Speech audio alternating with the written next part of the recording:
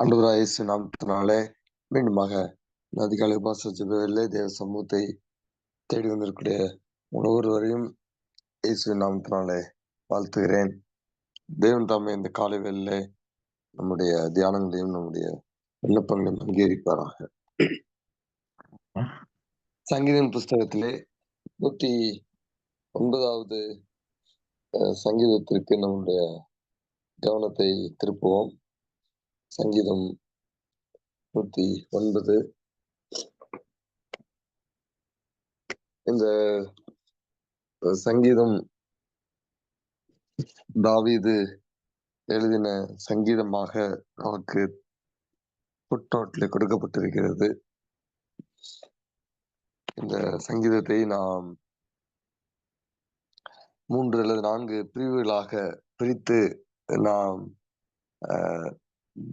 தியானித்தால் நமக்கு பிரயோஜனமாக இருக்கும். முதல் 5 வசனங்கள் 6 19 வரைக்கும், இன்னொரு பகுதி 20 31 வரைக்கும் ஒரு பகுதி, அல்லது 20 25 வரைக்கும் ஒரு பகுதி, அப்புறம் 26 31 ஒரு பகுதி, அப்படி நம்ம பிரித்து படிக்கலாம். எனிவே, இந்த சங்கீதத்திலிருந்து ஒரு சில முக்கியமான காரியங்களை நாம் படிக்க போகிறோம். நிறைய இருக்கிறதுனால கொஞ்சம் வேகமாக ஒரு சில காரியங்களை நான் சொல்லி முடிக்க விரும்புகிறேன். முதலாவது வசனம், நான் துதிக்கும் தேவனே மௌனமாக இராதேயும். ஆங்கிலத்துல don't be silent, the God of my praise அப்படின்னு இருக்கு. கொஞ்சம் ரெண்டுமே வித்தியாசமா டிரான்ஸ்லேஷன்ல இருக்கு.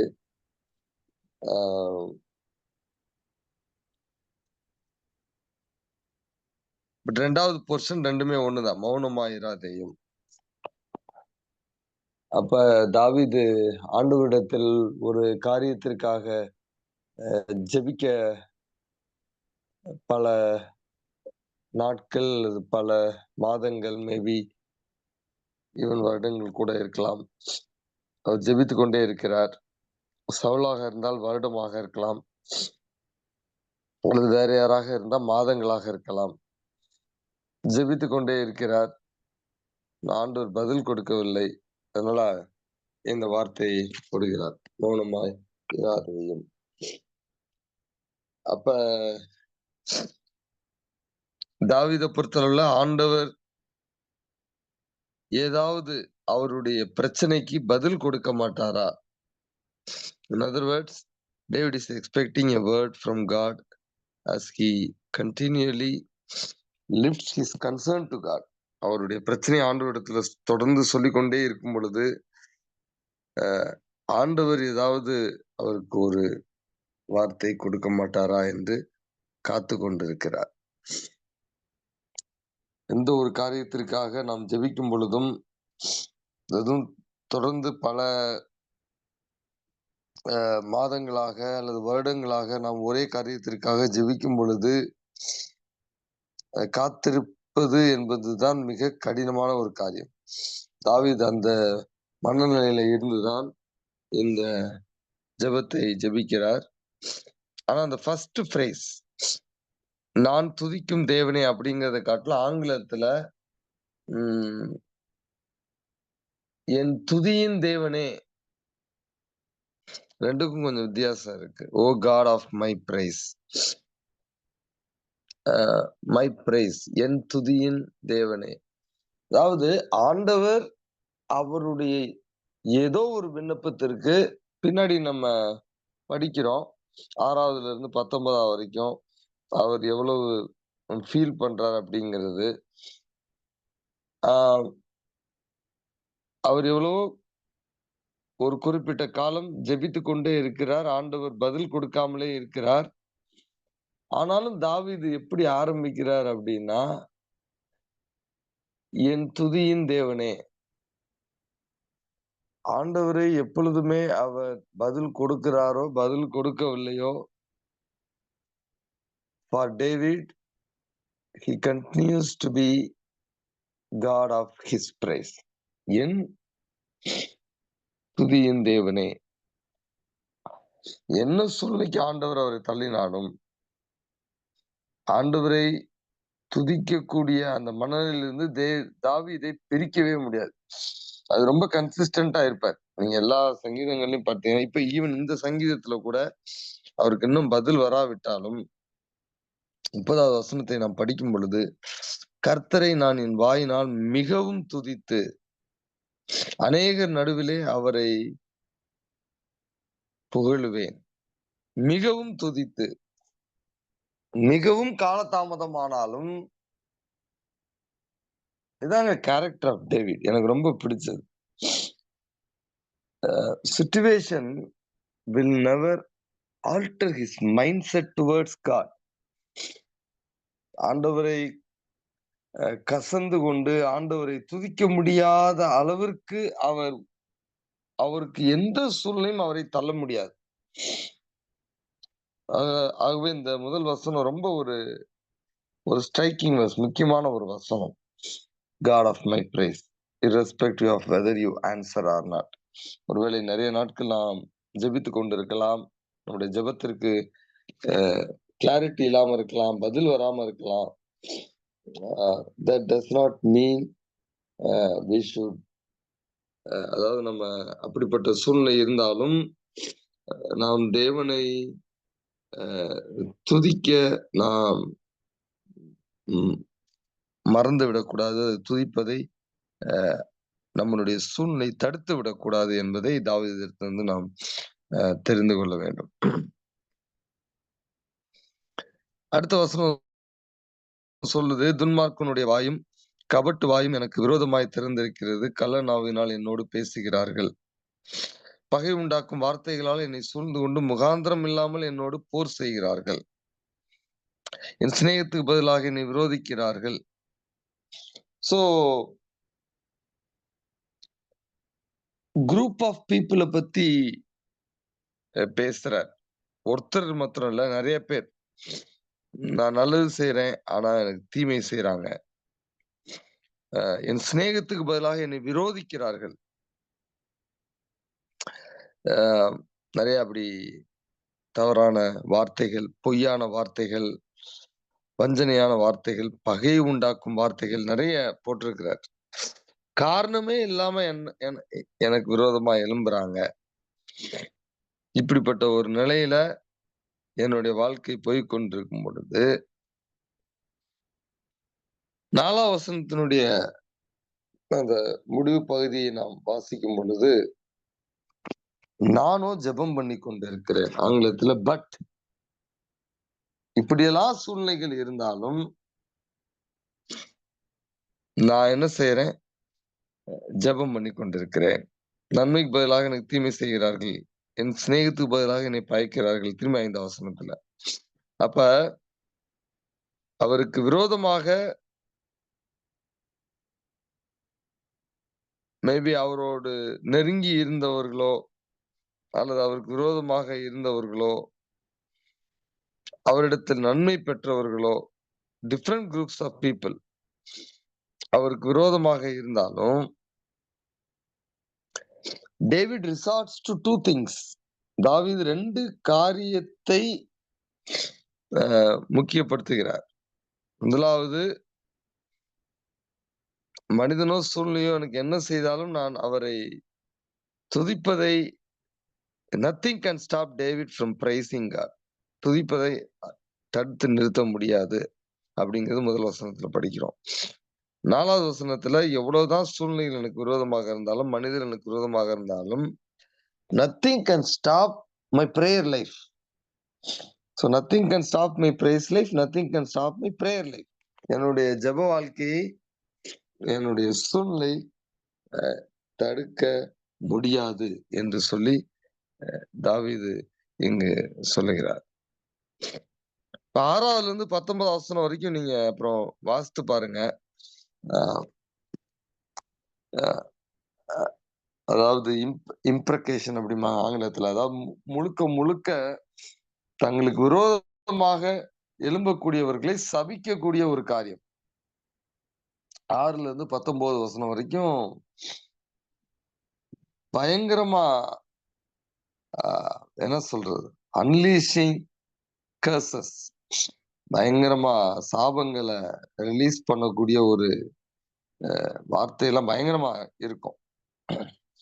சோ இது இதை படிக்கும் பொழுது தாவீது தான் இதை எழுதி இருப்பாரா இப்படியெல்லாம் அப்படிங்கிற அளவுக்கு சந்தேகம் எழும்புது. தெரியல எப்படி இது உள்ளுக்குள்ள திடீர்னு நுழைஞ்சிச்சு, வேற யாராவது எழுதுனதை இதுக்குள்ள சேர்த்திருக்கிறாங்களா, இல்ல தாவீது தான் உண்மையிலேயே அப்படி ஃபீல் பண்ணி அப்படி எழுதினாரா? தெரியல. ஏன்னா இது தாவீதினுடைய கேரக்டர் கிடையாது. முழுவதும் சங்கீதத்தை வாசித்தாலும் சரி, அவருடைய ஹிஸ்டரி சாமுவேல் புஸ்தகத்தில், ராஜாக்கள் புஸ்தகத்துல வாசித்தாலும் சரி, ரொம்ப நமக்கு நல்லா தெரிந்த ஒரு கதை, சவுல் கதை, அல்லது ஈவன் அந்த சிமேய் கதை. தாவீது அப்சலோம் பயந்து ஓடும்போது ரோட்ல எய்த்து வரும்போது தாவீது சபிச்சு ரொம்ப தரக்குறைவா பேசிட்டே வருவான். பக்கத்துல இருக்கிறவன் சொல்லுவான், ஒரே அடி அவனை அடிச்சு போட்டுறவா அப்படின்னு. அப்ப தாவீது சொல்லுவான், வேண்டாம் அப்படி செய்யாதீங்க, ஆண்டவரே அனுமதிச்சிருக்கிறாரு, அவன் என்னைய தூசிக்கட்டும், அப்படியாவது எனக்கு ஒரு லிஃப்ட் கிடைக்கும் அப்படின்னு. அப்படிதான், அதுதான் தாவீதினுடைய கேரக்டர். ஆண்டவர் அபிஷேகம் பண்ணனுக்கு விரோதமா நான் எப்படி கையை நீட்டுறது அப்படின்னு சவுலை பார்த்து சொன்னார், அவனை கொன்றலாமா அப்படிங்கும்போது. சோ தெரியல. ஓகே, பெனிஃபிட் ஆஃப் டவுட், தாவீதே இதை எழுதினார்னே வச்சுக்குவோம். அப்படி வச்சு நம்ம படிப்போம். 2 காரியத்தை நான் சொல்ல விரும்புகிறேன். ஒரு மனிதனுக்கு யாரோ ஒருவர் எழும்புறாங்க, அல்லது ஒரு கூட்டமான மக்கள் எழும்புறாங்க. நன்மை நம்ம செய்யறோம், ஆனா அவங்க தீமை செய்யறாங்க. சோ தாவீது தாவீது தான் அதை எழுதினாருன்னு வச்சுக்குவோம். சபிக்கிறார், பயங்கரமா சபிக்கிறார். ஆனா தாவீது என்ன செய்யல, திரும்பி தாவீது அப்படின்னு சொல்லவே எனக்கு மனசு வர மாட்டேங்குது. இதை எழுதினவங்க என்ன செய்யல, மனிதனிடத்தில் சபிக்கவில்லை, தேவனிடத்துல அவங்க எப்படி ஃபீல் பண்ணாங்க அப்படிங்கிறத சொன்ன மாதிரி இருக்கு. நானோ ஜெபிக்கிறேன் அப்படின்னு சொல்லிட்டு 6ல இருந்து 19 வசனம் வரைக்கும் ஆண்டவரிடத்துல போய் அவங்க எப்படி ஃபீல் பண்றாங்க, அந்த மனுஷனுக்கு என்னென்னலாம் நடக்கணும், அந்த மனுஷிக்கு என்னென்னலாம் நடக்கணும், இப்படி எனக்கு துரோகம் பண்ணிட்டாங்களே அப்படின்னு சொல்லி ஆண்டவரிடத்தில் தங்களுடைய அந்த ஃபீலிங்ஸ், அந்த ஒரு கோபம், அந்த ஒரு ஆதங்கத்தை தெரிவிக்கிறார்கள். இது ரொம்ப முக்கியம். நம்ம பிராக்டிக்கல் லைஃப்ல நம்ம இப்படிப்பட்ட சூழ்நிலைகளை அவ்வப்பொழுது சந்தித்துக் கொண்டேதான் இருக்கிறோம். நம்ம நல்லது நினைக்கிறோம், நமக்கு தீமை செஞ்சிடறாங்க. அப்படி தீமை செய்யும் பொழுது நம்ம நேருக்கு நேரா போய் அவங்கள மோதுறதை காட்டிலும் ஆண்டவர்கிட்ட போய் மோதணும். ஆண்டவரே, நான் நல்லதுதான் செய்யறேன், அவங்க இப்படி செய்யறாங்க, அவங்களுக்கு நீங்க இதை செய்யுங்க, அதை செய்யுங்க அப்படின்னு. அப்படி செய்யுங்கன்னு நான் சொல்லல, நான் பின்னாடி வர்றேன். ஆனா இந்த இடத்துல அட்லீஸ்ட் என்ன நடக்குதுன்னா, 6ல இருந்து 19 வரைக்கும் தேவனிடத்துலதான் தங்களுடைய இல் ஃபீலிங்ஸ தெரிவி தெரிவித்துக் கொண்டிருக்கிறார்கள். இது ரொம்ப முக்கியங்க. அப்படி செய்யறது ரைட்டுன்னு நான் சொல்லல, அப்படி செய்யக்கூடாதுன்னு நான் பின்னாடி சொல்ல போறேன். பட் அட்லீஸ்ட் அப்படி செய்யணும்னு நினைச்சா கூட நம்மளுடைய வார்த்தைகளை மனிதனுக்கு நேராக நம்ம டைரக்ட் பண்ணாம, மனிதனிடத்தில் டைரக்ட் பண்ணாம இருக்கிறது அநேக பிரச்சனைகளை தவிர்த்து விடும். இன்னைக்கு நிறைய பிரச்சனை அதுதான். கோபம் வரும் பொழுது கிளாசிக்கல் எக்ஸாம்பிள் என்ன அப்படின்னா, கணவன் மனைவி உறவு, அல்லது பேரண்ட்ஸ் சில்ட்ரன் உறவு, பெற்றோர்கள் பிள்ளைகள் உறவு. நமக்கு கோபம் வருது, நமக்கு பிரச்சனைகள் வருது. அப்ப நம்மளுடைய வார்த்தைகள் வெளியே வந்துருச்சுன்னா, அப்புறம் திரும்பி அந்த வார்த்தையை எடுக்க முடியாது. அப்ப அந்த வார்த்தை பலவிதமான பிரச்சனைகளை நமக்கு எதிர்காலத்திலே கொண்டு வந்துரும். அதனால வைஸ் திங் என்ன அப்படின்னா, நம்ம என்ன நினைத்தாலும், நினைத்ததை மனிதனிடத்திலே அல்லது கணவனிடத்திலே, மனைவியிடத்திலே, பிள்ளைகளிடத்திலே சொல்வதைக் காட்டிலும், அவர்களை சபிப்பதைக் காட்டிலும், தேவனிடத்தில் அதை தெரியப்படுத்துவது மிக அவசியம். நான் போன வாரம் நோட்ல நான் போன வாரம் அ பிரேயர் வைக்கல அப்படிங்கும்போது, எத தியானிக்கணும் அப்படிங்கும்போது, சங்கீதம் 109 கடவுள் மனதுல கொண்டு வந்தார். எத்தன பேர் இத தியானிச்சீங்கன்னு தெரியல. நீங்க எப்படி தியானிச்சீங்கன்னு தெரியல. இன்றைக்கு காலையில தான் எந்திரிச்சு நான் இதை தியானித்துக் கொண்ட பொழுது, எனக்கு ஒரு சில ஒரு சில காரியங்கள் மனதிலே ரொம்ப ஸ்ட்ரைக்கிங்கா பட்டுச்சு. அ அநேக நேரங்கள்ல குடும்பங்களிலே, உறவுகளிலே பிரச்சனை வர்றதே நம்மளால we could not hold to our silence. நம்மளால அமைதியா இருக்க முடியாத ஒரு சூழ்நிலை தான். அப்ப நம்ம சொல்லக்கூடிய பெஸ்ட் ஆஃப் எமோஷன்ஸ்ல இல்லாம இருக்கும்போது, நம்ம இந்த ஆ 6வது வசனத்திலிருந்து 19வது வசனம் வரைக்கும் இருக்கக்கூடிய வார்த்தைகள்லாம் வெளிய வரும்போது, அது என்னைக்கா இருந்தாலும் லைஃப் முழுவதும் நம்மள ஹர்ட் பண்ணும். ஸோ தாவீதே சொன்ன மாரி வச்சுக்கிட்டா கூட, அ அ அதிலிருந்தும் நமக்கு ஒரு லெசன் இருக்கு. அதை தேவனிடத்தில் நாம் சொன்னால், அது அது நல்லது என்பது மிகவும் நாம் தெரிந்து கொள்ள வேண்டிய ஒரு காரியம். இந்த சங்கீதத்திலிருந்து. அடுத்து அ இப்ப இன்னொரு ஆங்கிள்ல நம்ம எடுத்து பார்க்க போறோம். பொதுவாக நம்மளுடைய வாழ்க்கை முழுவதையும் நாம் திரும்பி பார்க்கும் பொழுது, அ நம்ம லைஃப்ப எதுக்கு தான் அதிகமா செலவழிப்போம்னா, செல்ஃப் விண்டிகேஷன். அதாவது நம்மளுடைய நிலையை நாம் நியாயப்படுத்துவது. ஆ நம்மை நாம் நியாயப்படுத்துவது. நம்ம சூழ்நிலைகளை பார்த்து இப்படி இருக்கே! ச்சே! நம்ம it is always directed towards self. ஆ இது வந்து அநேக நேரங்கள்லே ஆண்டவர் நமக்கு குறிப்பாக புதிய ஏற்பாட்டிலே நமக்கு சொல்லிக் கொடுத்த காரியங்களுக்கு நம்மை தூரப்படுத்தக்கூடிய காரியமாக இருக்கும். அதனால செல்ஃப் விண்டிகேஷன் அநேக நேரத்திலே ரொம்ப தவறான ஒரு காரியம். ஒரு கிறிஸ்தவனுக்கு விண்டிகேஷனே கிடையாதுங்க. நெறைய காரியம் நமக்கு விரோதமா தான் நடக்கும். அதுல எப்படி நாம கிறிஸ்துவைப் போல வளரப் போகிறோம், கிறிஸ்துவைப் போல மாறப் போகிறோம் என்பதுல தான் நம்ம ஃபோக்கஸ் இருக்கணும். அப்படி இருந்தா தான் நம்ம ஆவிக்குரிய வாழ்க்கை வளர்ச்சி இருக்கும். நம்ம உலக பிரகாரமான ஒரு கான்டெக்ஸ்ட்ல வாழ்றோம். பாவம் நிறைந்த ஒரு இடத்துல வாழ்கிறோம். பாவம் அதிகமாக செய்யக்கூடிய மக்களிடத்திலே, குறிப்பாக புறஜாதிகளிடத்திலே நாம் பழகிறோம். நெறைய நேரத்துல நம்ம லைஃப் ஸ்டைல் எப்படி மாறிருதுன்னா, நம்ம அவங்கள போல மாறிடுறோம். அவங்க என்ன செய்றாங்களோ, அதே மாரி நம்ம செய்றோம். அவங்கள்ட்ட நம்ம பேசக்கூடிய காரியங்கள் கூட அநேக நேரத்திலே அ நம்ம பைபிள்ல இருந்து பைபிள்ல படிச்சவங்க, ஆண்டவராகிய இயேசுவை பின்பற்றுறவங்க மாரி நம்ம பேச மாட்டோம். அவங்கள பிரியப்படுத்துறதுக்காக அவங்கள மாரியே பேசிட்டு இருப்போம். இன்றைக்கு அப்படிப்பட்ட ஒரு நிலையிலே நாம் வாழ்ந்து கொண்டிருக்கிறோம். இந்த சங்கீதத்துல நாம் படிக்க வேண்டிய முதல் முக்கியமான காரியம் என்னன்னா, செல்ஃப் விண்டிகேஷன். தாவீது இப்படியெல்லாம் மக்கள் செய்யும்போது, uh they deserve all these things அப்படிங்கிற மாதிரி 6வது வசனத்திலிருந்து 19 வசனம் வரைக்கும் சொல்றது வந்து, இது தேவனுடைய கேரக்டர் கிடையாது. இது கிறிஸ்துவைப் போல் வளர வேண்டும் என்கிற ஆஸ்பிரேஷன்ஸ்ல இருக்கக்கூடியவங்க செய்யக்கூடிய காரியம் கிடையாது. இது எங்கேயுமே ஆவிக்குரிய வாழ்க்கையிலே நமக்கு வளர்ச்சியை கொண்டு போகாது. அது இன்னும் நம்ம பிட்டர் ஆக்கும். இன்னும் நமக்கு பகை உணர்வை கூட்டும். இன்னும் நம்ம மன்னிக்க முடியாத தன்மைக்கு நம்மை கொண்டு போகும். ஆகவே அந்த செல்ஃப் விண்டிகேஷன் அப்படிங்கிறது ரொம்ப ஒரு ஒரு டெட்லி டேஞ்சரஸ்ன்னு நான் சொல்லுவேன். So avenge not yourselves. உங்களையே நீங்க நியாயம் தீர்த்துக் கொள்ள விரும்பாதீங்க. ஆம், அடுத்து இன்னொரு சைடுல நம்ம போகும்பொழுது,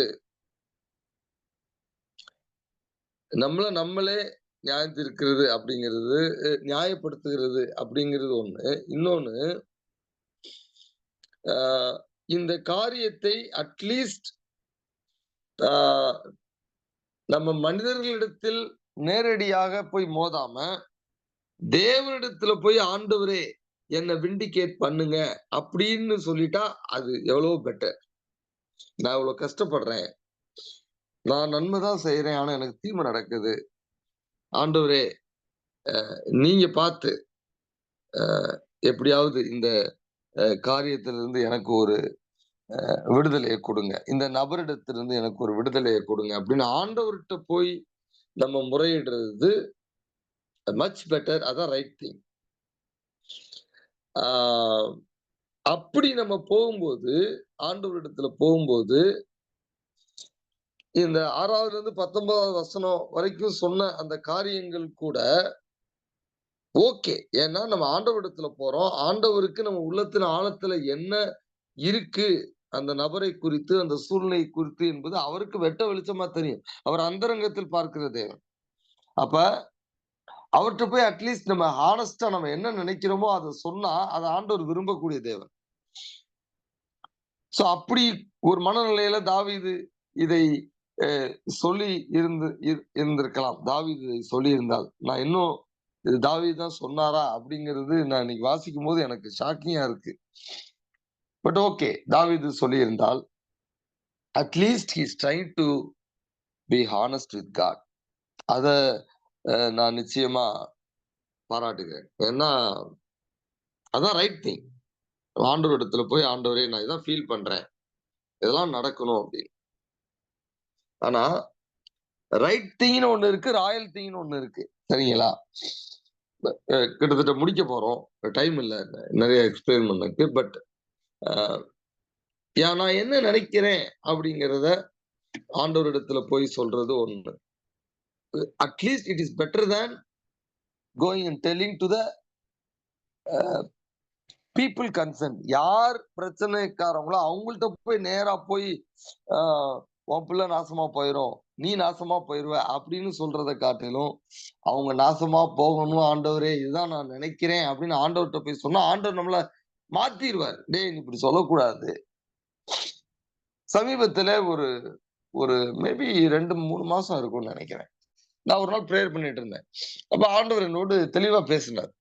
"நீ இந்த நபருக்காக அ உன்னுடைய ஸ்டாண்ட்ஸ் தப்பு" அப்படின்னு. ஆ ரொம்ப நமக்கு அ நெறைய நன்மை செய்தோம். ஆனா நமக்கு விரோதமா எழும்பிட்டாங்க. ஆ நேரடியா போய் அவங்கள கன்ஃபரான்ட் பண்ணி, "நீ செய்றது தவறு" அப்படின்னு சொல்லியும் அவங்க அத நிப்பாட்டல. அப்புறம் நான் அமைதியா விட்டுட்டேன். நான் ஒண்ணும் இந்த மாரி சங்கீதம் நீங்க அத வாசிச்சு பார்க்கணும். 6லருந்து 19 வசனம் வரைக்கும். அந்த மாரிலாம் நான் எதுவும் நெனைக்கல. ஏன்னா முன்னாடி அப்படிலாம் அப்படிலாம் செய்தது உண்டு. யாராவது தவறா எழும்பிட்டா, அவங்க அவங்க நாசமா போயிரணும் அப்படின்னா, இதுதான் நார்மல் ஹியூமன் டெண்டன்சி அப்படித்தானே. ஆனா, வி ஹேவ் டூ அவுட்க்ரோ இட். நம்ம வளர்றோம் அப்படிங்கிறது தெரியும். அப்ப முன்னாடி அப்படி தப்பு செஞ்சேன், அப்ப அப்படி செய்யக்கூடாது அப்படின்ட்டு அத எதுவும் செய்யல. ஆனா நான் அமைதியா இருந்தேன். ஆண்டவர் ஒரு நாள் ஜெபத்துல தெளிவா என்ட்ட பேசுறாரு. "நீ அமைதியா இருக்கிறதும் தவறு. நீ அவங்களுக்காக ஜெபம் பண்ணலையே! ஒரு நாள் கூட நீ அவங்களுக்காக ஜெபம் பண்ணலையே! அப்ப அது வந்து ஏதோ ஒரு ஒரு பிரச்சனை தான் உனக்கும் அவங்களுக்கும் இருக்கு." அப்படிங்கிற மாரி தான் எனக்கு ஒரு ஒரு ஷாக்கிங்கா இருந்துச்சு. அப்ப உடனே நான் பிரேயர் பண்ணேன். அதுக்கு பிறகு டெய்லி நான் யாருக்குமே டெய்லி பிரேயர் பண்றேன். எங்க வீட்ல இருக்கவங்களுக்கே டெய்லி பிரேயர் பண்ண மாட்டேன் நெறைய நேரம். பட் அவ்வப்பொழுது அதை ஆண்டவர் கொண்டு வரும்போது, அந்த நபரை கொண்டு வரும்போதெல்லாம் நான் பிரேயர் பண்ணுவேன். ஆண்டவரே! அப்ப ரைட் திங், ராயல் திங் 2யும் இப்ப நம்ம டிஃபரன்ஷியேட் பண்ணி பார்க்கிறோம். ஆண்டவர் எதிர்பார்க்கிறாருங்க. உங்க பிரேயர் லைஃப்ல என்ன நடக்குதுன்னு எனக்கு தெரியலங்க. ஆனா நான் என் பிரேயர் லைஃப் நடக்கிறத உங்களுக்கு சொல்றேன். சரிங்களா? நான் ஏதோ ஒரு தியரி பேசல. ஆண்டவர் என்னிடத்துல அப்படி பேசுறார். அந்த நபர் தவறு செய்தால் நீ அவங்களுக்காக ஜெபம் பண்ணு அப்படிங்கிறார். அப்ப நானு இல்ல ஆண்டவரே நான் ஜெபம் பண்ண முடியாதுன்னு நான் சொல்ல முடியாது. நானே ஜெபம் பண்ணியிருக்கணும். ஆனா நான் பண்ணும்போது நீ செய்றது தப்புடா. இது வந்து யோபுட்ட ஆண்டவர் பேசி அ யோபு கேட்கலையா என்னன்னு தெரியல. அவர் என்ன சொல்லுவாரு, அந்த சிநேகிதர்கள பார்த்து, "நீ போய் யோபிடத்துல ஜெபம் பண்ணு." ஏன்னா யோபு இவங்க மேல கசப்பா இருக்கிறார். யோபு அவருக்கு பிரேயர் பண்ணல. அப்ப இவங்க போய் சொல்றாங்க, யோபு பிரேயர் பண்றாரு. பிரேயர் பண்ணோனே யோபுடைய சிறையிருப்பு மாறுது. அப்ப மாரல் ஆஃப் த ஸ்டோரி என்னன்னா, யார் நமக்கு விரோதமா எவ்வளவு நம்மள புரொவோக் பண்ணாலும் அவங்களுக்காக ஜெபிக்கணும்னு ஆண்டவர் விரும்புகிறார். இதுதான் ராயல் வே. ரைட் வே என்ன? அவங்களுக்கு தவறு நடக்கணும்னு ஜெபிக்கிறது. ராயல் வே என்ன? அவங்களுக்காக ஜெபிக்கிறது. அவங்களுக்கு தவறு நடக்கணும்னு நம்ம நினைக்கக் கூடாது. இதைத்தான் புதிய ஏற்பாடு முழுவதும் கன்சிஸ்டன்ட்டா நம்ம பார்க்கிறோம். பழைய ஏற்பாட்டுல நம்ம ரொம்ப அப்படிப்பட்ட ஆலோசனைகள் பார்க்கல. ஆனா இயேசு வந்து அத மாத்துறார். நம்ம எல்லாருக்கும் தெரியும். மத்தேயு 5:43 இருந்து 47 அல்லது 48 வரைக்கும் அந்த வசனங்கள் இருக்கு. நம்ம எல்லாருக்கும் தெரியும். ஒரே ஒரு வசனத்த மாத்திரம், அதாவது 2 வசனத்த வாசிக்கிறேன். "உனக்கு அடுத்தவனை சிநேகித்து உன் சத்துருவை பகைப்பாயா என்று சொல்லப்பட்டதை கேள்விப்பட்டிருக்கிறீர்கள். நான் உங்களுக்கு சொல்கிறேன், சத்துருக்களை செய்யுங்கள், சபிக்கிறவர்களை ஆசீர்வதிங்கள், உங்களை பகைக்கிறவர்களுக்கு நன்மை செய்யுங்கள்." அடுத்து வருது பாருங்க. உங்களை நிந்திக்கிறவர்களுக்காகவும், உங்களை துன்பப்படுத்துகிறவர்களுக்காகவும் என்ன செய்யணும்? ஜெபம் பண்ணணும். அட்லீஸ்ட் நம்ம ஆசீர்வதிக்க முடியல. அந்த அளவுக்கு நம்ம இன்னும் வளரல. கண்டிப்பா இத செய்யலாங்க. ஜெபிக்கலாம் அவங்களுக்காக. எப்படி ஜெபிக்கிறீங்களோ அது வேற பிரச்சனை. தாவீது மாரி கூட ஜெபிங்க. அட்லீஸ்ட் ஜெபிங்க. அவங்கள பிரேயர்ல அவங்கள கடவுள்ட்ட எடுத்துட்டு போய் உங்க ஃபீலிங்ஸ கடவுளிடத்துல சொல்லி பழகுங்க. அது நல்லது. ஆனா ராயல் வே என்ன? அவங்களுக்காக அவங்கள நம்ம அ அ அவங்களுக்கு அவங்களுக்கு மனதார ஜெபிப்பது அது மிக நல்லது. அது வந்து என்ன என்ன சொல்லுது? நீங்க ஆண்டவருக்குள்ள அல்லது கிறிஸ்துவ போல வளர்ந்து கொண்டிருக்கிறீங்க, மாறிக்கொண்டிருக்கிறீங்க என்பதை அது சொல்லுகிறது. ரோமர் 12ஆம் அதிகாரத்துல பவுலும் அதே சொல்லுவார். 19 வசனத்திலிருந்து 21 வசனம் வரைக்கும் வாசிக்கும் பொழுது, அல்லது ஈவன் 18 வசனத்திலிருந்து வாசிக்கும்போது, "கூடுமானால் உங்களால் ஆன மட்டும் எல்லா மனுஷரோடும் சமாதானமா இருங்கள். பழிவாங்குதல் எனக்குரியது. நான் தான் பதில் செய்வேன். நீ பழி வாங்கணும்னு நினைக்காத." சொல்றார். "கோபாக்கினைக்கு இடம் கொடுங்கள்." அப்படின்னு சொல்லிட்டு, "சத்துரு பசியா இருந்தா அவனுக்கு போஜனம் கொடு. பானம் கொடு." அப்படி செய்யறனால அவன் தலையில என்ன செய்ற? அக்கினி தள்ளி குவிக்கிறாய். நீ தீமையினால் வெல்லப்படாமல் தீமையை நன்மையினாலே வெல்லு. சோ அதுதான் நம்மளுடைய புதிய ஏற்பாட்டு கிறிஸ்தவர்களுடைய இந்த காலகட்டங்கள் போஸ்ட் கிராஸ் ஏரா பீப்புள் சிலுவைக்கு பின்னாடி வாழக்கூடிய நமக்கு ஆண்டவர் கொடுக்கக்கூடிய ஒரு காரியம் என்னன்னா, don't try to get even. அது எங்கேயும் நம்மளை கொண்டு போய் விடாது. அது நம்மளை ஆசீர்வாதத்திற்கு கொண்டு போகாது. சரிக்கு சரி நான் கட்டுவேன் அப்படின்னு நம்ம நினைக்க கூடாது என்பதுதான் நமக்கு. இன்னும் ரொம்ப முக்கியமான வசனங்க, முடிச்சிருவோம் இதோட. எனக்கு ரொம்ப பிடிச்ச ஒரு வசனம். இந்த கான்டெக்ஸ்ட்க்கு அல்டிமேட் வேர்ஸ் அப்படின்னு சொல்லுவேன். 1 பேதுரு 3ஆம் அதிகாரம் 9ஆம் வசனம். ரொம்ப கடினமான ஒரு வசனம். ஆண்டவருக்குள்ள வளராதவங்களுக்கு இது ரொம்ப கடினம். ஆனா இந்த வசனத்தை எடுத்து நம்ம ஸ்டார்ட் பண்ணலாம். இது மாதிரி நான் மாறணும் ஆண்டவரே. தீமைக்கு தீமையும் உதாசீனத்துக்கு உதாசீனத்தையும் சரி கட்டாமல் அதற்கு பதிலாக நீங்கள் ஆசீர்வாதத்தை சுதந்திரித்துக் கொள்ளும்படி அழைக்கப்பட்டவர்கள் என்று அறிந்து ஆசீர்வதியுங்கள். இந்த வசனமே ஒரு பெரிய பிரசங்கங்க. நீங்க போய் இந்த வசனத்தை மனசுல வச்சு ஆண்டவருடைய சமூகத்துல ஜெபம் பண்ணுங்க. தாவீது மாதிரி, ஆண்டவரே இப்படிலாம் நடக்குது, but I will pray in context of 1 Peter 3:9.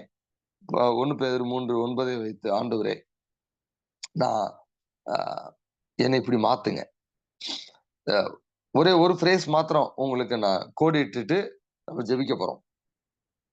நீங்கள் ஆசீர்வாதத்தை சுதந்திரித்துக் கொள்ளும்படி அழைக்கப்பட்டவர்கள். நம்ம எல்லாருமே தெளிவா நம்ம என்ன தெரிந்து கொள்ளணும்? நம்ம எல்லாருமே we are called to inherit blessing. நாம் எல்லாருமே ஆசீர்வாதத்தை தேவனிடத்திலிருந்து சுதந்திரித்துக் கொள்வதற்காக தெரிந்து கொள்ளப்பட்டவர்கள். வாழ்க்கை எப்படி இருக்கோ தெரியல. உங்க வாழ்க்கை எப்படி இருக்கு எனக்கு தெரியல. ஆனா எப்படி இருக்கணும்னு ஆண்டவர் சொல்றாரு. நீங்கள் ஆசீர்வாதத்தை சுதந்திரித்துக் கொள்ளும்படி அழைக்கப்பட்டவர்கள். என்ன ஆசீர்வாதம்? இந்த ஆசீர்வாதம்னா என்ன? இந்த ஆசீர்வாதத்தை எப்படி நான் சுதந்திரித்துக் கொள்வது? இதெல்லாம் நீங்க போய் ஆண்டவரிடத்துல ஜெபிக்கணும். பைபிள் முழுவதும் நீங்க படிச்சு பாருங்க. இந்த வசனத்திலே அதுக்கு நான் சொல்ல விரும்பல. I want you to go and meditate. This is a very important problem. இந்த வசனத்திலேயும் ஒரு சில பதில் இருக்கு அதுக்கு. ஆனா பைபிள் முழுவதும் நிறைய பதில்கள் இருக்குது. நான் ஒரு காரியத்தை நான் உங்களிடத்துல விட விரும்புகிறேன். எல்லாம் in summarizing the whole thing, எல்லாவற்றையும் நம்ம சம்மரைஸ் பண்ணும்போது, let us face the truth. நம்ம எல்லாருக்குமே நம்ம எவ்வளவுதான் பிறருக்கு நல்லது செய்யணும் அப்படின்னு நினைச்சாலும், நமக்கு விரோதமா ஒவ்வொரு காலகட்டத்திலயும் மக்கள் எழும்பதான் போறாங்க. அதை மாத்த முடியாது. அவங்கள மாத்த முடியாது. ஆனா அதன் ஊடாக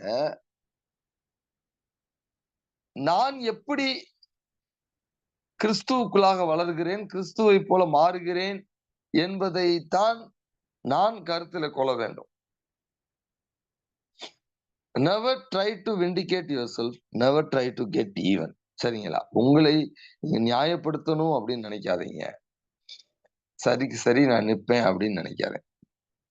அப்படி நிக்கும் போதெல்லாம் நீங்க நல்லா பின்னாடி திரும்பி பார்த்தீங்கன்னா, உங்க லைஃப் தான் மிசரபிளா இருக்கும். அவங்க ஜம்முன்னு நல்லா இருப்பாங்க. அதனால ஆசீர்வாதத்தை சுதந்தரித்துக் கொள்வதற்காக அழைக்கப்பட்ட நாம், நம்ம மிசரபிளான லைஃப் வாழவே கூடாதுங்க. அதுக்காக நம்ம என்னத்தை இழந்தாலும் பரவாயில்ல. நம்மளுடைய ஒரே ஒண்ணு அப்படின்னு சொல்றதை காட்டிலும், திரும்பி சங்கீதம் 109 போய் நான் முடிக்க விரும்புகிறேன். 2 காரியம் தாவீது சரியா என்ன செஞ்சாரோ, அத நம்ம செய்வோம். நடுவுல இருக்கிறத விட்டுருவோம். அது எப்படி, என்ன, ஏன் அப்படி செய்தார் எனக்கு தெரியல. ஆனா, I will resort to price. I will resort to prayer. நான் ஆண்டவரை இன்னும் துதிப்பேன். எனக்கு விரோதமா எத்தனை பேர் எழும்பினாலும் பரவாயில்ல. நான் நன்மை செய்து எனக்கு தீமை வந்தாலும் பரவாயில்ல. நான் ஆண்டவரை துதித்துக் கொண்டே இருப்பேன். அவங்க எவ்வளவுதான் எனக்கு விரோதமா பேசினாலும், நான் ஆண்டவரிடத்துல ஜெபித்துக் கொண்டே இருப்பேன். கடைசியில எப்படி முடிக்கிறார் பாருங்க. 31 வசனம். ஆக்கினைக்குள்ளாக தீர்க்கிறவர்கள் என்று எளியவனுடைய ஆத்துமாவை ரட்சிக்கும்படி அல்லது விடுதலையாக்கும்படி அவர் அவன் வலது பார்சத்தில் நிற்பார். He is completing his prayer with the assurance. ஒரு நிச்சயத்தோடு முடிக்கிறார். என்ன வேணாலும் எனக்கு விரோதமா யார் வேணாலும் எழும்பட்டும். ஆனா என் வலது பார்சத்தில் ஆண்டவர் நிற்பார். என்னை ரட்சிக்கும்படி, என்னை விடுதலையாக்கும்படி அவர் நிச்சயமாக எனக்கு எனக்கு சமீபத்து இருப்பார் என்று அவர் அந்த ஒரு ஹை நோட்டோடு முடிக்கிறார். சோ இந்த ஒரு நிச்சயம் எனக்கு இருந்தாதான், நான் எப்படி இல் ட்ரீட் பண்ணப்பட்டாலும், யாரால் இல் ட்ரீட் பண்ணப்பட்டாலும், இந்த நிச்சயம் எனக்கு இருந்தாதான் நான் ஆண்டவரை துதிப்பேன். ஆண்டவரிடத்திலே நான் ஜெபத்திற்கு என்னை ஒப்புக் கொடுப்பேன். ஆகவே இந்த காலவேளையில் நாம் கண்களை மூடி ஆண்டவருடைய சமூகத்திலே நாம் ஒப்புக் கொடுப்போம். ஒருவேளை இந்த வாரத்துல யாராவது உங்களுக்கு விரோதமா எழும்பி இருக்கலாம், அல்லது கடந்த ஒரு சில மாதங்களாகவே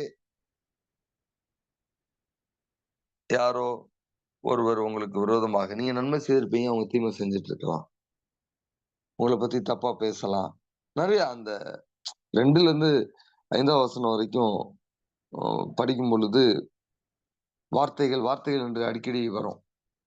உங்களை குறித்து அவதூறான வார்த்தைகள் பேசி இருக்கலாம். which you may not deserve.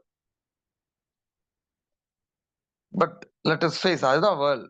அப்படிதான் இருக்கும், அப்படிதான் இருக்க போறாங்கன்னு நினைச்சுதான் நம்ம நன்மை செய்யும்போது அப்படிதான் நினைச்சுதான் செய்யணும். இவன் எப்படி இருந்தாலும் நமக்கு விரோதமா திரும்புவான். ஆனாலும் என் மனைவி அடிக்கடி ஒரு ஃப்ரேஸ் சொல்லுவா, தேவனுடைய குணம் கொட்டுறது, அது கொட்டட்டும், நான் அப்படி செய்ய விரும்பல அப்படின்னு சொல்லுவா. சோ நம்ம தேளா இருக்கணும் அப்படின்னு ஆண்டவர் விரும்பல. நம்ம ஆசீர்வதிக்கும்படி, ஆசீர்வாதத்தை சுதந்திரிக்கும்படி அழைக்கப்பட்டவர்கள். அப்ப நம்ம ஆசீர்வதிச்சு பழகணும். அதுல ஒரு பெரிய பிளஸிங் இருக்கு. அது பிராக்டிக்கல் லைஃப்ல கடினமாக இருந்தாலும் we must grow to that level. அதுதான் ஆண்டவர் இந்த நாளிலே நமக்கு சொல்லிக் கொடுக்க விரும்புகிறார். நமக்கு விரோதமா இருக்கிறவங்களுக்கு நம்ம ஜெபிக்க ஆரம்பிச்சிட்டோம்னா, it is a sign of clear maturity. அந்த ஒரு கிருபை இன்னைக்கு நான் பெற்றுக்கொள்ளணும் ஆண்டவரே. நான் அவாய்ட் பண்றேன். நான் சொன்னேன் ஏற்கனவே என்னுடைய ஒரு உதாரணத்த வச்சு. சைலன்ட்டா இருக்கிறத ஆண்டவர் விரும்பல. அந்த சைலன்ட் என்ன தெரியுமா? நான் என்ன புரிஞ்சுகிட்டேன் தெரியுமா? ஆண்டவர் என்ட்ட அத கேட்டப்ப, நான் சைலன்ட்டா இருக்கிறேன்னா, நான் இன்னும் ஏதோ ஒரு கோபம் அல்லது ஒரு பிட்டர்னஸ் ஏதோ ஒண்ணு நான் கேரி பண்ணிட்டு இருந்திருக்கிறேன். அத நான் பிரேயர்ல ரிலீஸ் பண்ணும்போது தான், நான் டோட்டலா அதுலருந்து வெளிய வந்துட்டேன். அப்படிதான் நான் வெளிய வர முடியும்னு ஆண்டவர் எனக்கு உணர்த்தினார். நெறைய டிஃபரன்ஸ் நான் பார்த்தேன் அதுக்கு பிறகு. அட்லீஸ்ட் அ என்னுடைய மைண்ட் பெர்செப்ஷன்ல. சோ இது ரொம்ப இம்பார்ட்டன்ட். ஆண்டவர் நாம் நமக்கு விரோதமாய் எழும்புகிறவர்களுக்காக ஜெபிக்க வேண்டும் என்று விரும்புகிறார். அது வந்து அவங்களுக்கு நல்லது செய்யுதோ, செய்யலையோ, நமக்கு நல்லது செய்யுங்க.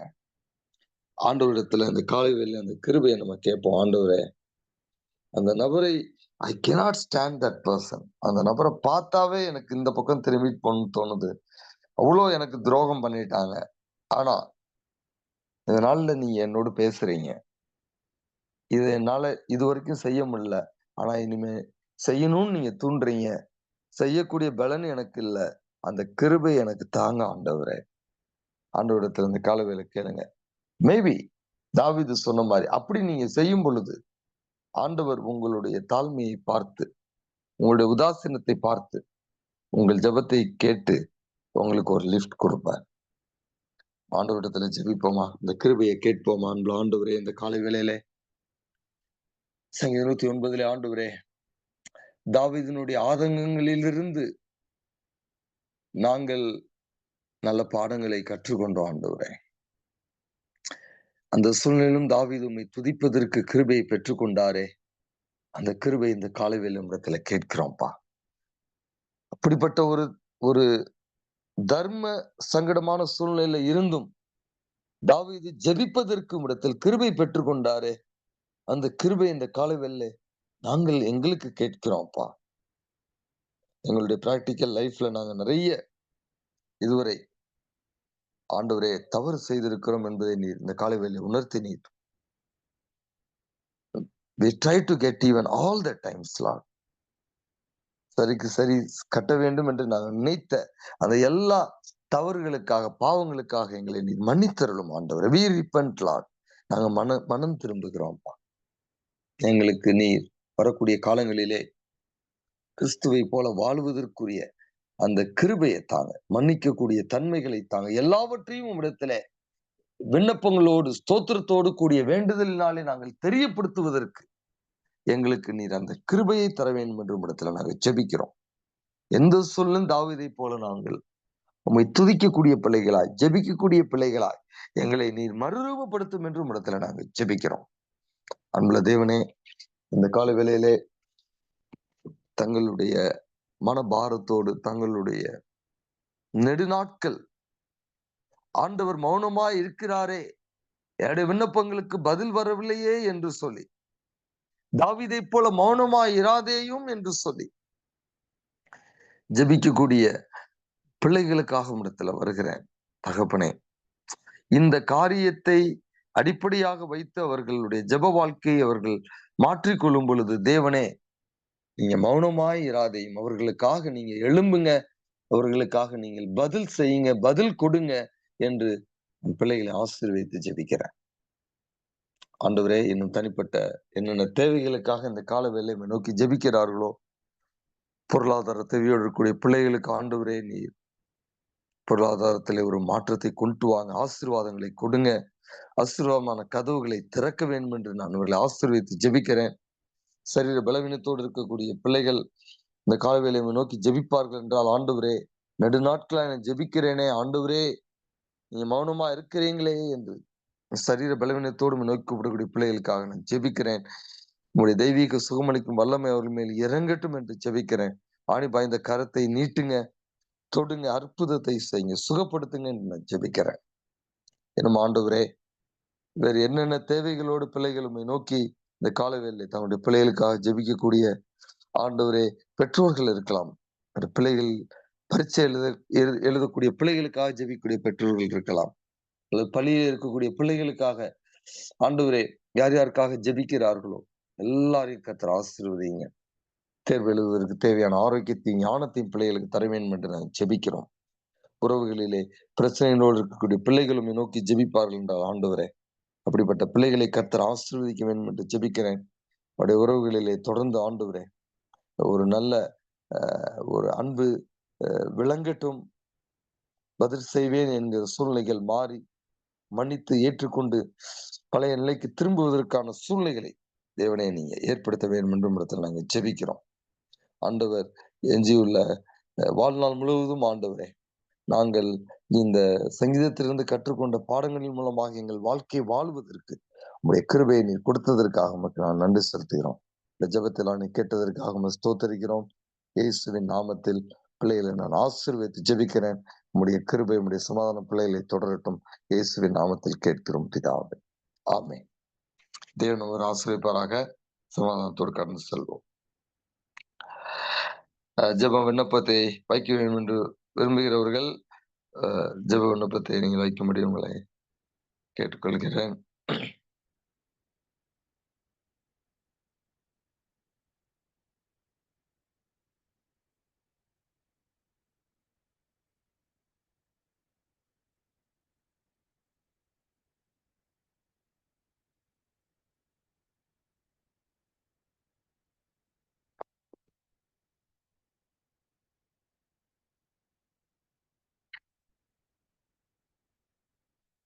தஞ்சாவூர்ல ஒரு சகோதரிக்காக ஜெபிக்க கேட்டுக்கொண்டிருக்கிறாங்க.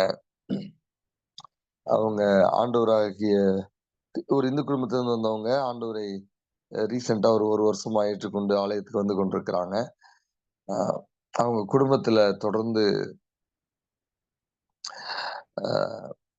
ரொம்ப பிரச்சனையாக இருந்து கொண்டிருக்கிறது. அந்த சகோதரி ரொம்ப வயலண்டா பிஹேவ் பண்றாங்க அப்படின்னு சொல்லி பிரேயர் ரெக்வஸ்ட் வைத்திருக்கிறாங்க. ஆண்டவர் அவர்களை சரிப்படுத்த வேண்டும் என்று சொல்லி அந்த சகோதரிக்காக நாம் ஜெபிப்போம். அன்புள்ள ஆண்டவரே, அருமையான அந்த சகோதரிக்காக நாங்கள் ஜெபிக்கிறோம். ஆண்டவரே,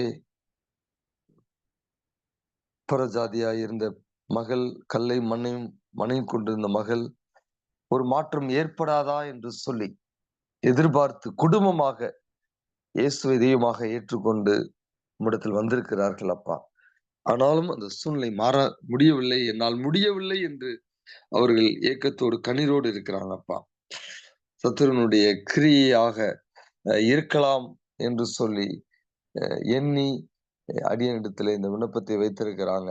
ஆண்டவரே, அந்த சகோதரிக்காக நாங்கள் சீக்கிரமாக அவருடைய இல்லத்திலே போய் ஜெபிக்கும் பொழுது ஆண்டவர் ஒரு நிரந்தரமான விடுதலையை அந்த மகளுக்கு கொடுத்து ஒரு பூர்ணமான மாற்றத்தை அவர்கள் பெற்றுக்கொண்டு அது நிமித்தமாக இவர்கள் இயேசுவிடம் சென்றதுனாலே இவர்களுடைய வாழ்க்கை மாறினது என்று சொல்லி உமக்கு மகிமையை ஆண்டவரே அது கொண்டு வரும்படியாய், அது மாத்திரமல்ல ஆண்டவரே, அந்த சகோதரியோடு அந்த இந்து குடும்பங்கள் தொடர்புள்ள எல்லா அவருடைய ரிலேட்டிவ்ஸ் எல்லாரும் இயேசுவிடம் சென்றால் இப்படிப்பட்ட ஒரு மாற்றத்தை பெற்றுக்கொள்ளலாம் என்கிற அந்த ஒரு உணர்வு அநேகரை, அந்த குடும்பங்களை கிறிஸ்துவண்டை கொண்டு வருவதற்கு அப்பா நீர் ஒரு பெரிய அற்புதத்தை இந்த மகளுக்கு செய்து விடுதலையை கட்டளையிடுவீராக. கர்த்தர் அப்படி செய்ததற்காக உமக்கு நன்றி செலுத்துகிறோம். இயேசு நாமத்தில் பிதாவே, ஆமென். வினோத்குமார் என்கிற நபருக்காக நாம் ஜெபிப்போம். அவங்க சமீபத்துல ஆக்சிடென்ட் ஆயிருக்கு. அவர்களுக்கு மருத்துவமனையில் சிகிச்சை அளித்து வருகிறார்கள். ஆண்டவர் அந்த மகனை சுகப்படுத்த வேண்டும் என்று ஆண்டவரே, வினோத்குமார் அவர்களுக்காக ஜெபிக்கிறோம். ஆண்டவர் விபத்தை அவர் சந்தித்த பொழுதிலும் உயிரை காப்பாற்றினதற்காக நன்றி செலுத்துகிறோம். ஆண்டவரே, அவருக்காக மருத்துவமனையிலே கொடுக்கப்படக்கூடிய சிகிச்சையானது நல்ல முறையிலே அவரை சீக்கிரமாக ரெக்கவர் பண்ணி வீடுக்கு கொண்டு வரும்படியாக தேவனே நீங்க கிருபை செய்யுங்க. வினோத்குமார் இருக்கக்கூடிய பலவீனங்கள், வலிகள், வேதனைகள் எல்லாவற்றிலும் ஆண்டவர் பரிபூர்ண சுகத்தை கட்டளையிடுவீராக, விடுதலையை கட்டளையிடுவீராக. இயேசுவின் நாமத்தில் பிதாவே, ஆமென். என்னுடைய மாமனார் மாமியார் வயதானவர்கள் பலவீனத்தில் இருக்கிறாங்க, அவங்களுக்காக ஜெபிங்கள் என்று கேட்டுக்கொண்டிருக்கிறாங்க. ஆண்டவரே, சகோதரி திருமதி யுவராஜ் அவர்களுடைய மாமனார் மாமியாருக்காக நாங்கள் ஜெபிக்கிறோம். ஆண்டவரே, அவர்களுடைய சரீரத்திலே இருக்கக்கூடிய பலவீனங்களை தேவன் அறிவீர். இயேசுவின் நாமத்தில் உம்முடைய தெய்வீக பலன் அவர்கள் மேல் நாங்கள் இப்பொழுது இந்த காலவெளியிலே ஜெபிக்கும் பொழுது என்னுடைய உன்னத பலன் அவர்கள் மேல் கடந்து போவதாக என்று நான் ஜெபிக்கிறேன். அவர்களுக்கு தேவையான ஆரோக்கியத்தை, தேவையான மனபலத்தை, தேவையான சரீர பலத்தை நீர் கொடுப்பீராக என்று அவர்களை நான் ஆசீர்வதித்து ஜெபிக்கிறேன். தேவக்கரம் பிள்ளைகளை ஆண்டவரே, இந்த வயோதிப நாட்களில் ஒவ்வொரு நாளும் அந்தந்த நாளுக்குரிய பலனை கொடுப்பேன் என்று நீர் வாக்கு பண்ணியிருக்கிறீரே. ஒவ்வொரு நாளும் உம்முடைய பலனை அவர்கள் பெற்றுக்கொள்வார்களாக. அப்படி நீர் செய்ததற்காக உமக்கு நாங்கள் நன்றி செலுத்துகிறோம். இயேசுவின் நாமத்தில் பிதாவே, ஆமென். நிறைய பிள்ளைகள் தேர்வு எழுதி கொண்டிருக்கிறார்கள். இந்த பிள்ளைகளுக்காக நாம் அனுதின ஜெபத்திலே நாம் ஜெபிப்போம். எப்பொழுதும் அவர்களுக்காக நாம் ஒரு ஜெபத்தை நாம் ஜெபிப்போம். ஆண்டவரே, எக்ஸாம் சீசன் ஸ்டார்ட் ஆயிடுச்சு. நிறைய பரீட்சைகளை பிள்ளைகள் எழுத ஆரம்பித்திருக்கிறார்கள். ஆண்டவரே, வெயிலும் நிறைய ஸ்டார்ட் ஆகியிருக்கிறது. உஷ்ணத்திற்கு பிள்ளைகளை தடுத்து நிறுத்துங்க. சீதோஷ்ண மாற்றத்தின் நிமித்தமாக பிள்ளைகளுக்கு ஆரோக்கிய கேடு வராதபடிக்கு காத்து கொள்ளுங்கப்பா. பிள்ளைகள் வருடம் முழுவதும் படித்திருக்கிறார்கள்.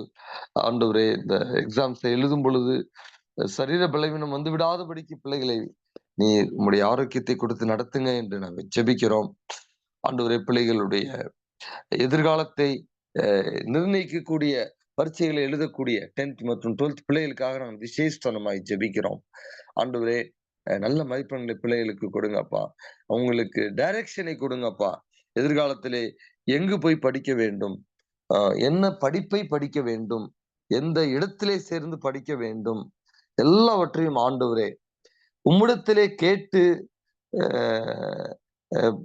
நல்ல தீர்மானங்களை எடுக்க ஆண்டவரே பெற்றோர்கள் மனதிலே நீ பேச வேண்டும் என்று ஜெபிக்கிறோம். ஆண்டவரே, தாங்கள் நினைப்பதை படிக்க வேண்டும், படிக்க வைக்க வேண்டும் என்கிற நிலைக்கும் தள்ளப்படாதபடிக்கு, பிள்ளைகள் என்ன சொல்கிறார்களோ அதை கேட்க வேண்டும் என்கிற நிலைக்கும் தள்ளப்படாதபடிக்கு, தேவனுடைய சித்தம் என்ன என்பதை பிள்ளைகளுக்காக பெற்றோர்கள் கேட்டு அதன்படி தங்களுடைய பிள்ளைகளுடைய எதிர்காலத்தை நிர்ணயிப்பதற்குரிய இப்படிப்பட்ட மனநிலைகளை பெற்றோர்களுக்கு நீ கொடுப்பீராக. உமக்கு நாங்கள் நன்றி செலுத்துகிறோம். பிள்ளைகளை நீர் ஆசீர்வதித்து பிள்ளைகள் நல்ல தேர்வு எழுதி தேவன் அவர்களுக்காக வைத்திருக்கக்கூடிய இடத்திற்கு அவர்களை எதிர்காலத்திலே நீர் படிப்பிற்கு மேற்படிப்பிற்கு நீர் நடத்தி நம்முடைய தேவருக்காக ஸ்தோத்தரிக்கிறோம். இயேசுவின் நாமத்தில் பிதாவே, ஆமென்.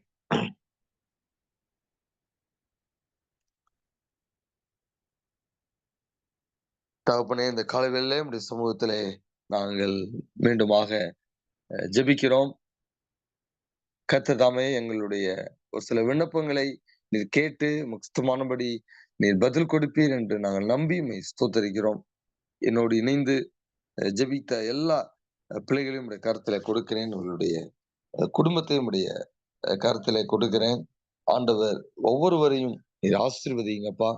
இந்த குடும்பங்களிலே, தனிப்பட்ட குடும்பங்களிலே, அவருடைய தனிப்பட்ட வாழ்க்கையிலே அவர்களுடைய தேவைகள் என்னவாக இருந்தாலும் தேவன் அந்த தேவைகளை எல்லாம் சந்திக்க வேண்டும் என்று உம்மிடத்துல நாங்கள் கெஞ்சி நிற்கிறோம்.